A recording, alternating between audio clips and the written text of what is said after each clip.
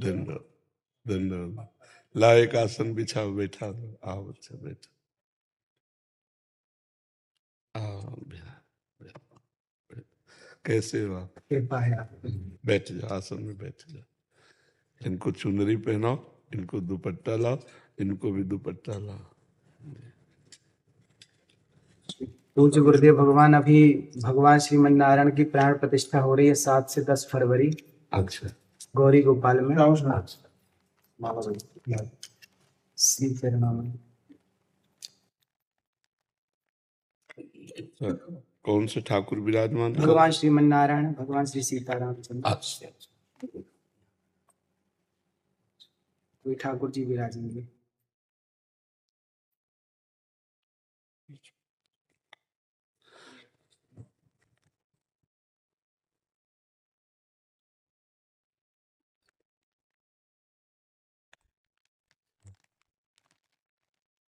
ये हमारे लिए जी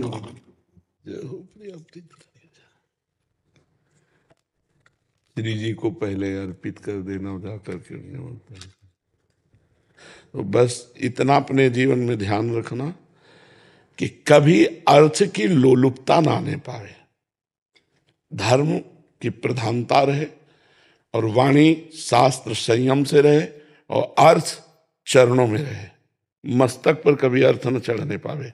अर्थ नहीं, मस्तक तो सिर्फ भगवान के लिए है, अर्थ चरणों में, मस्तक पर भगवान और वाणी में शास्त्र सम्मानित शब्द, तो सदैव विजयी रहोगे। जहां कहीं हमारे अंदर अर्थ की प्रधानता आ जाएगी, दिमाग अर्थमय हो जाएगा, वहां हम हार जाएंगे। संसार में अर्थ ही सब कुछ नहीं होता, एक प्रतिष्ठा भी होती है। तो आप अपने पीछे भी जैसे आए थे तो आपको यही कहा था कि बहुत सावधान, क्योंकि अगर 100 लोग आपको प्रणाम करने वाले हैं तो 5 आपको गिराने वाले भी हैं। उन 5 के सामर्थ्य आप तक ना पहुंच पाए, इसलिए अर्थ प्रधानता मत रखना, सदैव धर्म का आश्रय रखना और वाणी से शास्त्र सम्मत, जो शास्त्र सम्मत नहीं थे, जैसे हमसे कोई पूछा तो हम कहते थे हमको ज्ञान नहीं, हमने संतों से सुना है, जो शास्त्र से पढ़ा है वो हम आपको बता देते, जो नहीं पढ़ा हमें नहीं ज्ञान। बस भगवत प्राप्ति की चर्चा कीजिए। जैसे कोई प्रश्न करता है तो ऐसे जरूरी नहीं कि हर प्रश्न का उत्तर हम दे दें। निमि जी महाराज नवयोगीश्वरों से प्रश्न करते हैं कर्म के विषय में और कहते हैं यही प्रश्न हमने सनकादि से किया था, उन्होंने उत्तर क्यों नहीं दिया था? तब निमि जी को नवयोगीश्वर में योगीश्वर बोलते हैं, उस समय आपकी बाल्यावस्था थी, आप अनाधिकारी थे, इसलिए सनकादि ने आपको उत्तर नहीं दिया। तो जरूरी नहीं कि अनाधिकारी को उत्तर दिया जाए। अगर अनाधिकारी अनाधिकारी है तो मौन, हम असमर्थ हैं आपके प्रश्न के उत्तर। दूसरा प्रश्न कीजिए। कहीं भी निमंत्रण हो, कहीं भी आपको बुलावा हो, पहले देखो कि मुझे यहाँ जाने से धर्म प्रतिष्ठा इस पे आँच तो नहीं आएगी। अगर आँच आ रही तो बिल्कुल ना।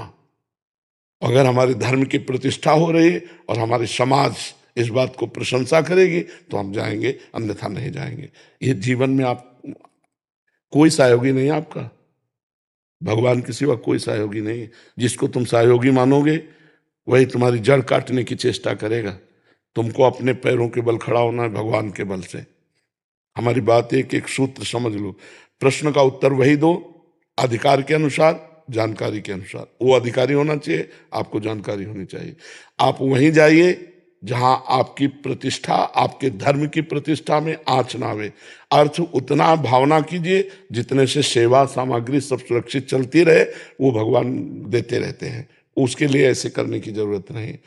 अगर हमारी सात्विक प्रवृत्ति से यश प्रवृत्ति बढ़ रही तो कोई हानि की बात नहीं, लेकिन यदि वो थोड़ा भी गिर करके बढ़ रहा है यश, तो वो यश सम्माननीय नहीं होता। साधु सभा में यश वही सम्माननीय होता है जो धर्म के अनुसार और गौरव के अनुसार बढ़ता है। तो आप गौरववान बनिए और धर्मनिष्ठ बनिए, जो आपके जीवन को आगे और प्रकाशित करे। कोई सहयोगी नहीं, पहला शब्द याद कर लो। जिसे तुम सहयोगी समझ रहे हो वही तुम्हें नीचा दिखाने की कोशिश करेगा। आपको अगर उन्नतिशील बहुत समय तक टिके रहना है धर्म क्षेत्र में, तो आपको अपने पैरों के बल खड़े होना पड़ेगा। इसके लिए आपको परिपक्व रहना होगा, स्वयं परिपक्व रहना होगा।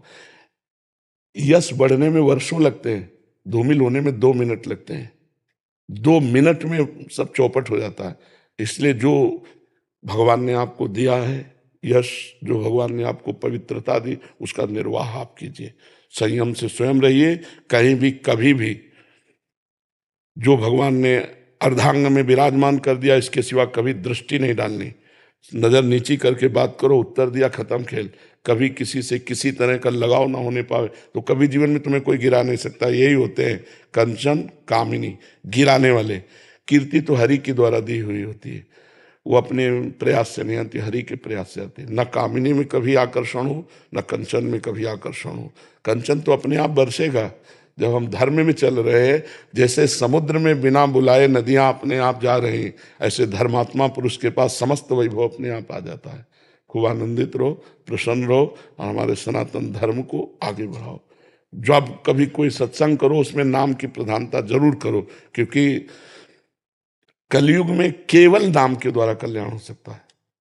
शास्त्रीय सिद्धांत भी है, कृतयुगे ध्यायते विष्णु त्रेतायाम जयते मखई द्वापरे परिचर्यायाम कलो तद्धर कीर्तनात्। हरि कीर्तन के सिवा कुछ नहीं है।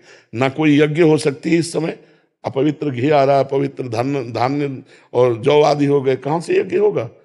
त्रिकाल संध्या करने वाले कौन है? कोई बिरला ही कोई होंगे जो त्रिकाल संध्या करे। ध्यान, मन इतना चंचल, ध्यान कैसे लग सकता है?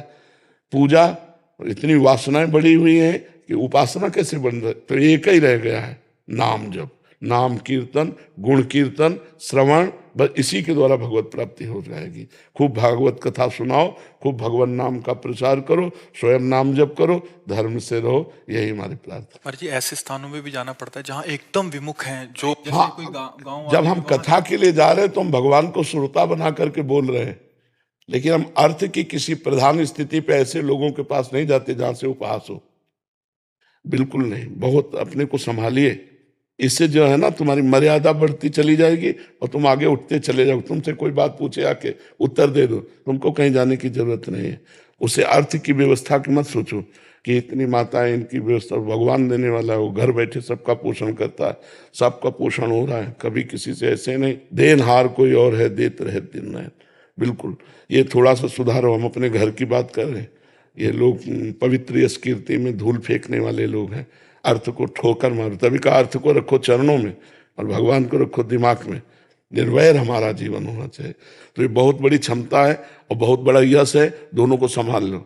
अब ऐसी जगह मत जाना जहाँ जाने से थोड़ा भी कोई विक्षेप करे, थोड़ा भी कोई तुम्हारे ऊपर अंगुली उठावे।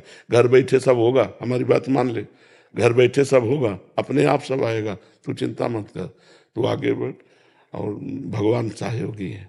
हमें ये बहुत अच्छा लगा कि जैसे सैकड़ों माताएं हैं ना, बहुत उत्तम बात है। बच्चा बूढ़े बाढ़े इनकी कोई सेवा नहीं कर रहा, जैसे सेवा करना बहुत बड़ी बात है बच्चा। इससे भगवान बहुत जल्दी प्रसन्न होते हैं। एक तो वयोवृद्ध और एक जिनकी कोई सेवा नहीं कर रहा, उनकी सेवा जो करने का तुम्हें सौभाग्य मिला, बहुत बात है। और भगवान ऐसी जगह अर्थ अपने आप भेजते हैं। तुम चिंता मत करना कि सैकड़ों माताएं, इनका भरण पोषण के लिए हम कहीं जाने, ज्यादा परेशान मत हो, अपने आप सारी व्यवस्था होती है। जो धर्म से चलता है, परोपकार करता है, जो भगवान का यश गाता है, अपने आप व्यवस्था होती है। तुम उसकी चिंता मत करना, तुम अपनी निष्ठा पे रहो। और स्वयं संध्या करते हो, गायत्री जप करते हो? हाँ, स्वयं करना, कम से कम 2 बार की संध्या तो करना ही। और कुछ मंत्र गायत्री के जरूर जपना, क्योंकि उसके द्वारा बुद्धि प्रकाशित होती है। शास्त्र सम्मत ज्ञान जो होता है ना, वही लोगों को आकर्षित करता है। तो गायत्री माता भगवान श्री कृष्ण का ही स्वरूप है। तो श्रीमद् भागवत श्री कृष्ण का वांग्मय स्वरूप है। तो गायत्री की कृपा से भागवत में प्रवीणता आएगी। तो दोनों काल सूर्य को अर्घ दान करना और गायत्री जप करना और मुद्राओं के द्वारा संध्या को पुष्ट करना। सुमुखम संपुटम च विविततम विस्ततम आता है, सुमुखम संपुटम च विविततम, ये तो प्रारंभ में सिखाया जाता है। तो गायत्री मुद्रा के साथ गायत्री का जप निश्चित, इससे आप सुरक्षित बने रहेंगे। गायत्री देवी बुद्धि को प्रकाश करने वाली है। ठीक है बच्चा?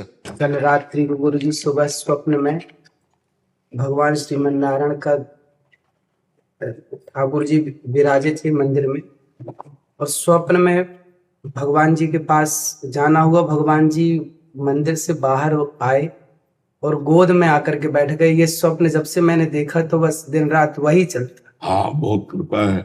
ऐसा लगता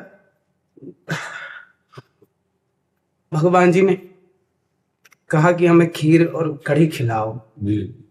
ठाकुर जी अभी भगवान जी विराजेंगे ना, जी।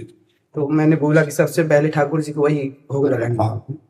नहीं, पवित्र हृदय में भगवान का प्रकाश होता रहता है। आप बहुत पवित्र हृदय वाले हो, बहुत सावधानी से बस चलते रहो, क्योंकि ये बात हमारी पकड़ लेना, कोई तुम्हारा साथी नहीं है, भगवान के सिवा कोई साथी नहीं है। अपने आप को सुरक्षित रखने के लिए बस सावधानी रखो, निष्कलंक जीवन व्यतीत होना चाहिए। ठीक है, धन्यवाद।